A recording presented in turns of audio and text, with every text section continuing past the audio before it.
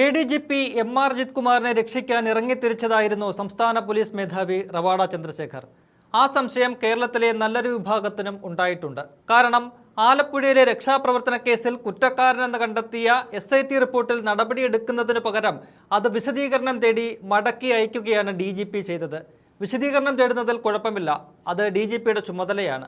പക്ഷേ ദിവസങ്ങളോളം റിപ്പോർട്ട് കയ്യിൽ വെച്ച് വിവാദമായപ്പോൾ മാത്രം ചില കാര്യങ്ങളിൽ തുടരന്വേഷണം ആവശ്യപ്പെട്ട് മടക്കിയതിൽ നല്ല സംശയമുണ്ട് ജനങ്ങൾക്കും കോൺഗ്രസ് പ്രവർത്തകർക്കും. അജിത് കുമാറിനെ രക്ഷിക്കാനാണ് DGP റിപ്പോർട്ട് മടക്കിയതെങ്കിൽ ആ നീക്കം പാളിയെന്നാണ് ഇപ്പോൾ കാണാൻ കഴിയുന്നത്. അല്ലെങ്കിൽ DGPയുടെ രക്ഷാപ്രവർത്തന നീക്കം SP ഷൗക്കത്ത് അലി സിമ്പിളായി തകർത്ത് കളഞ്ഞിരിക്കുന്നു എന്നും പറയാം. അജിത് കുമാറിനെതിരായ കണ്ടെത്തലുകളിൽ വിശദീകരണം തേടിയ DGPക്ക് അത് മണിക്കൂറുകൾക്കകം തന്നെ നൽകിയിരിക്കുകയാണ് പ്രത്യേക അന്വേഷണ സംഘം. അജിത് കുമാറിന്റെ പേരെടുത്ത് പറഞ്ഞുള്ള തുടരന്വേഷണ റിപ്പോർട്ടാണ് ഇപ്പോൾ നൽകിയിരിക്കുന്നത്. കേസ് അട്ടിമറിച്ചതിൽ അജിത് കുമാറിനുള്ള പങ്ക് കൂടുതൽ വ്യക്തമാക്കിയാണ് റിപ്പോർട്ട് നൽകിയിരിക്കുന്നതും. DGP ആവശ്യപ്പെട്ട് മണിക്കൂറുകൾക്കകം തന്നെ SIT പുതിയ റിപ്പോർട്ട് സമർപ്പിച്ചു കഴിഞ്ഞു.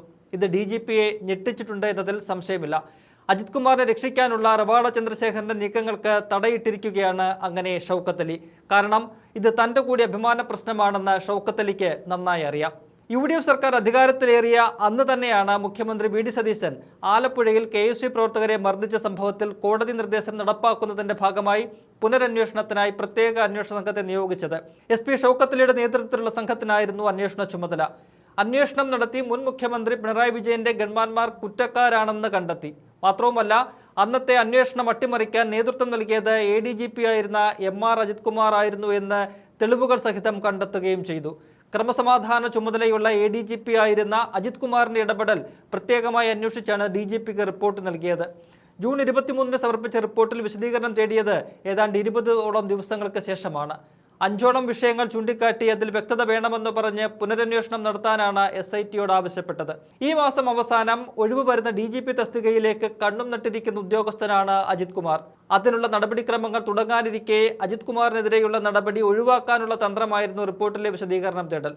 അജിത് കുമാറിനെതിരെ ലഭിച്ച തെളിവുകൾ എത്രത്തോളം ശക്തവും നിയമപരമായി നിലനിൽക്കുന്നതുമാണ്, കേസന്വേഷണത്തിലെ വീഴ്ചയും കേസ് അട്ടിമറിക്കാൻ ശ്രമം നടന്നോ എന്നതിലും വ്യക്തതയുണ്ടോ, അജിത് കുമാറിന് സംഭവത്തിലുള്ള കൃത്യമായ പങ്ക് എന്നിവയുൾപ്പെടെ 5 കാര്യങ്ങളിൽ കൂടുതൽ വ്യക്തത വേണമെന്നായിരുന്നു DGP ആവശ്യപ്പെട്ടത്. തുടരന്വേഷണം നടത്താൻ SITക്ക് കൂടുതൽ സമയം വേണ്ടിവരുമെന്ന കണക്കുകൂട്ടലായിരുന്നു DGP.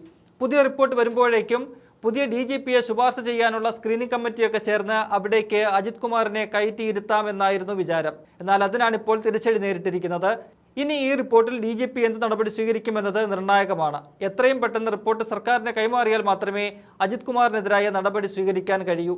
നടപടി വൈകുന്നത് കോൺഗ്രസിൽ പോലും പ്രശ്നങ്ങൾക്ക് കാരണമായിട്ടുണ്ട്. മുഖ്യമന്ത്രിക്കെതിരായ ശക്തമായ വിമർശനമാണ് ഇക്കാര്യത്തിൽ ഉയരുന്നതും. നടപടി സ്വീകരിക്കുന്നതിൽ ചില നടപടിക്രമങ്ങൾ ഉണ്ടെന്നായിരുന്നു കഴിഞ്ഞ ദിവസത്തെ മുഖ്യമന്ത്രിയുടെ ഇതുമായി ബന്ധപ്പെട്ട ചോദ്യത്തിനുള്ള മറുപടി.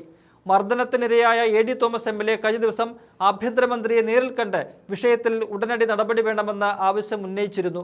അക്കാര്യത്തിൽ വ്യക്തമായ ഉറപ്പ് ചെന്നിത്തല AD തോമസിന് നൽകിയിട്ടുമുണ്ട്.